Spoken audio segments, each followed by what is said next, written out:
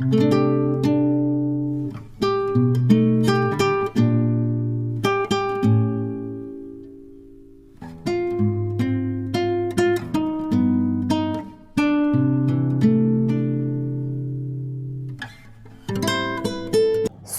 बच्चों, आशा करती हूँ आप सभी स्वस्थ होंगे और अच्छे होंगे।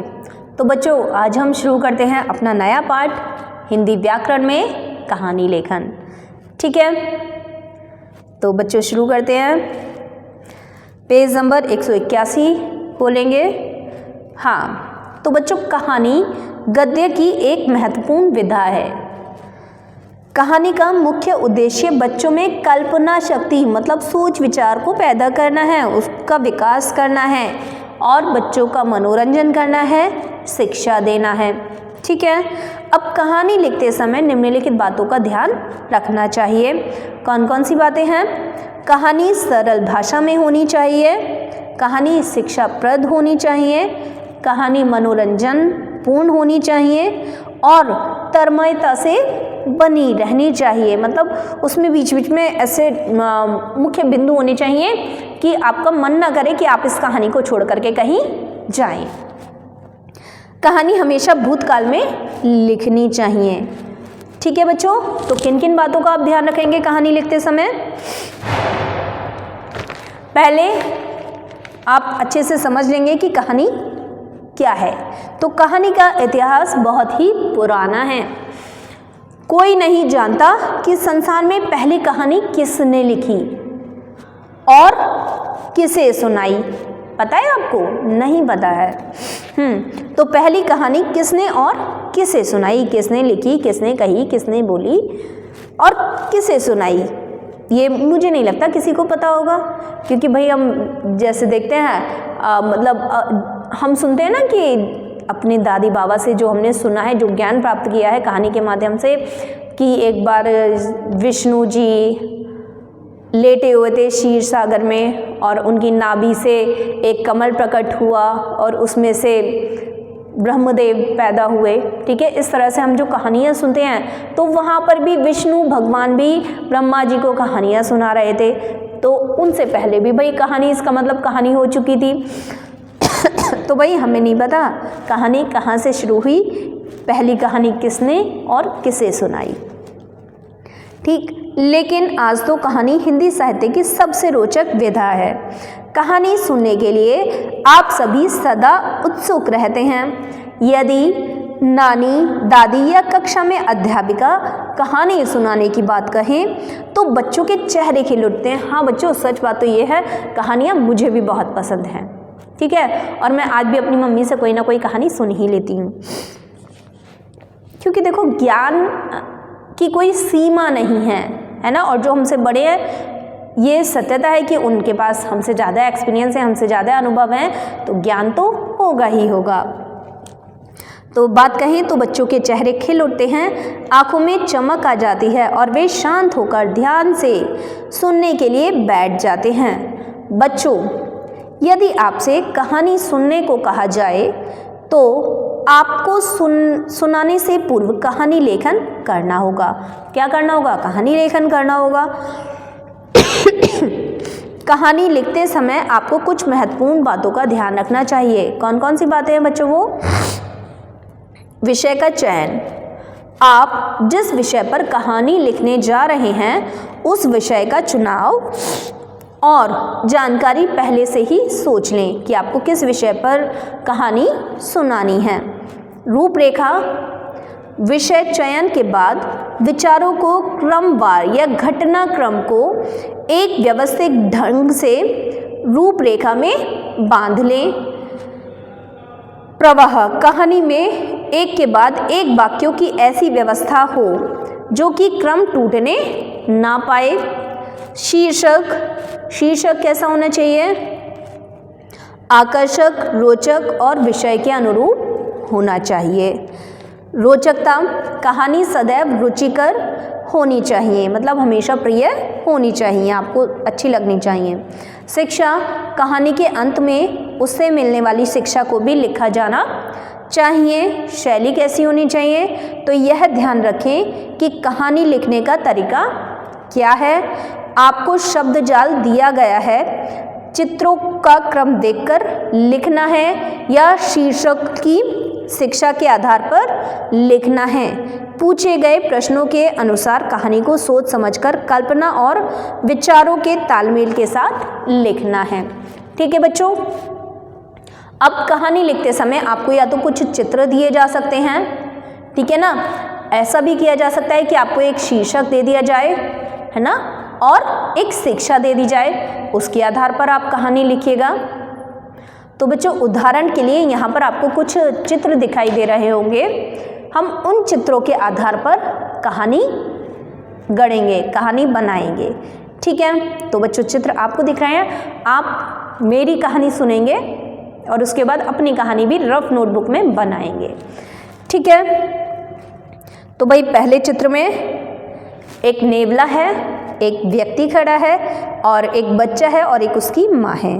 दूसरे चित्र में वही औरत है, उसके कंधे पे घड़ा है और उसके सामने नेवला खड़ा हुआ है। तीसरे चित्र में एक माँ है, एक बच्चा है और बच्चों देखो साइड से एक सांप मरा हुआ पड़ा है।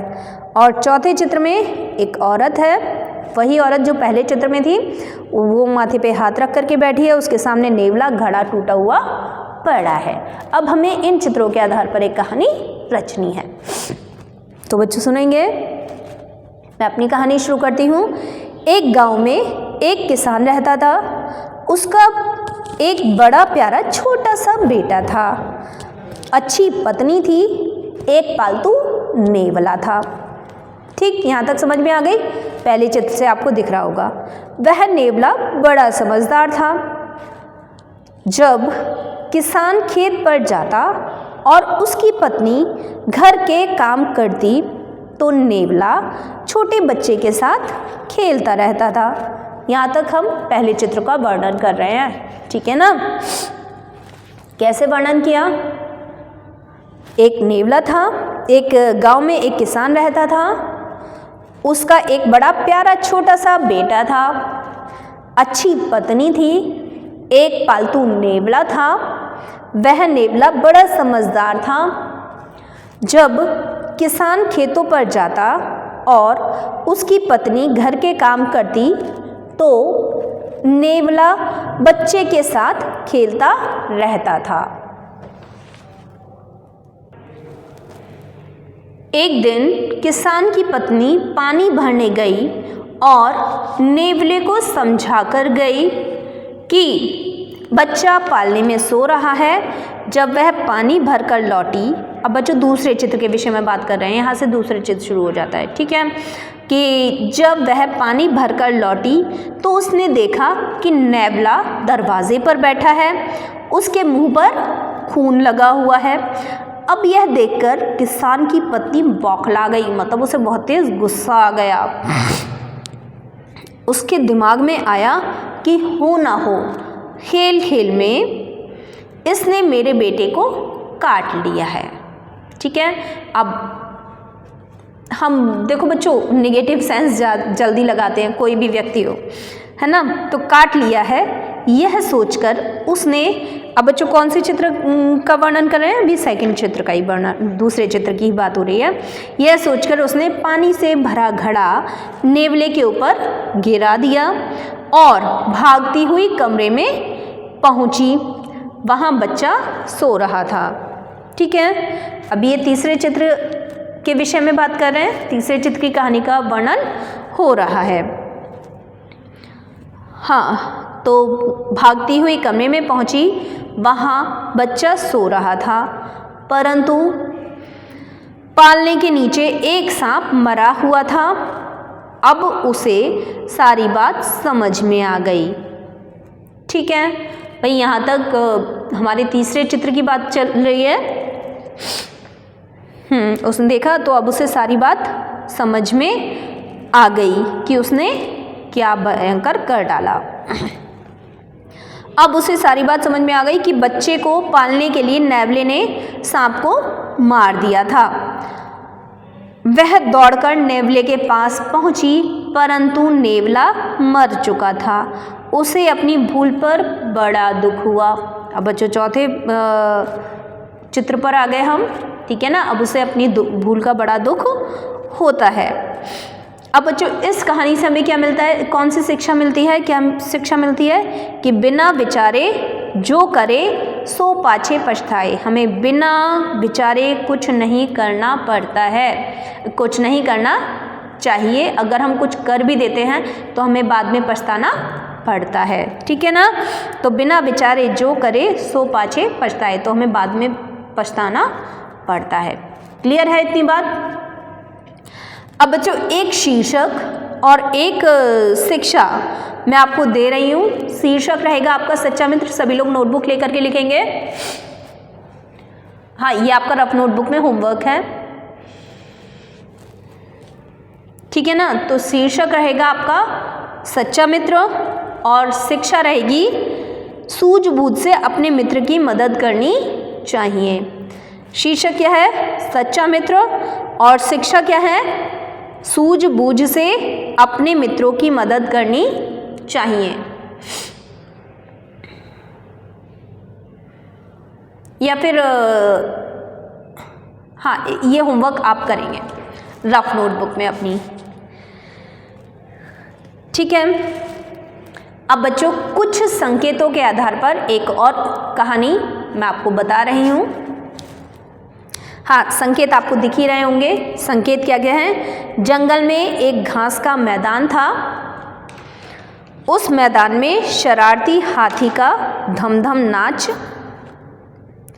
सेकंड वाला देखेंगे, घास के मैदान में चूहों का बिल था। तीसरा जो संकेत है, उस मैदान में शरारती हाथी की धमधम नाच।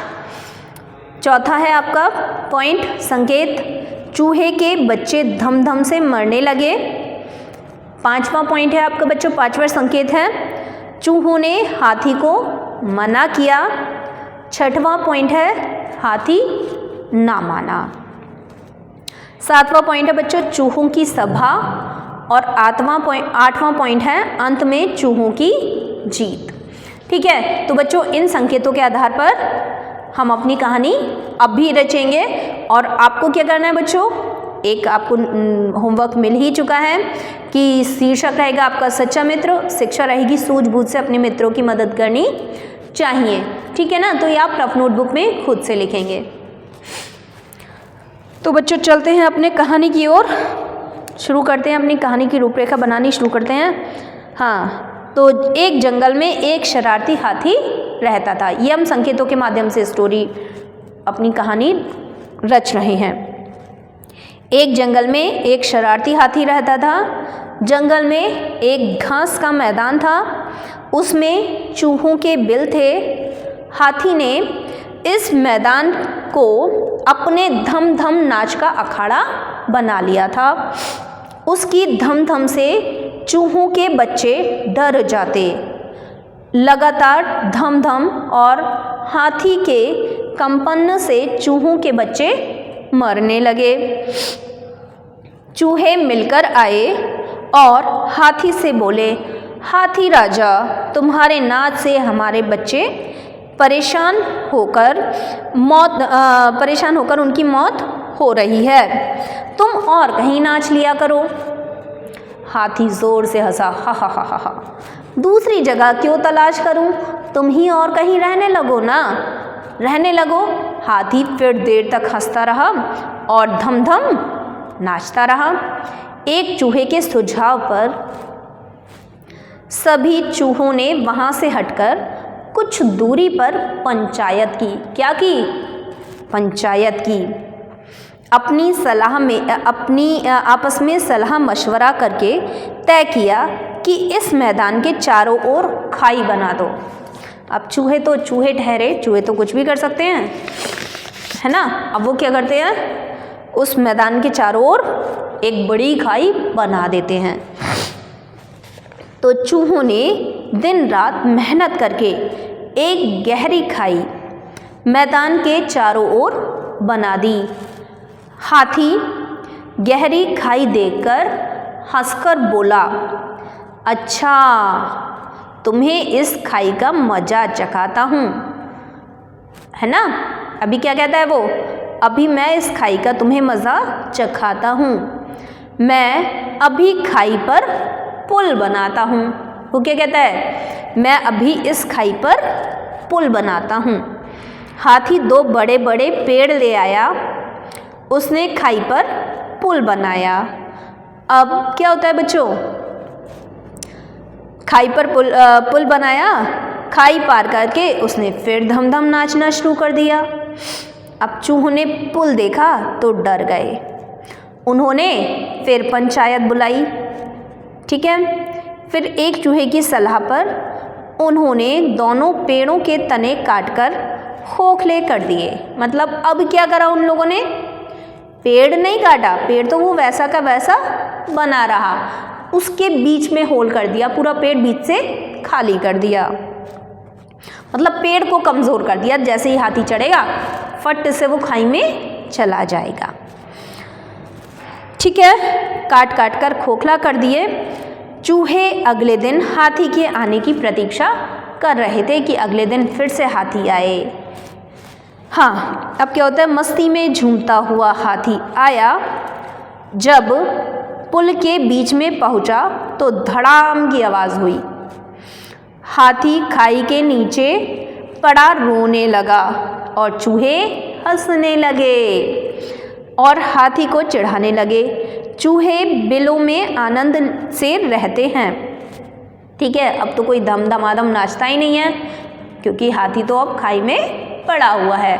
अब चूहे बिलों में आनंद से रहते हैं, नाचते हैं और खाई में गिरे हाथी की कहानी कहते हैं। बंद हुआ हाथी का नाच, शुरू हुआ चूहों का नाच। अब बच्चों यहाँ पर हमारी कहानी का अंत होता है। ठीक है ना? ये जो कहानी हमने संकेतों के माध्यम से गढ़ी थी, रची थी, ठीक है ना? तो इस कहानी का अंत होता है। आपका जो होमवर्क था वो सभी को याद है ना? होमवर्क में क्या दिया था आपको?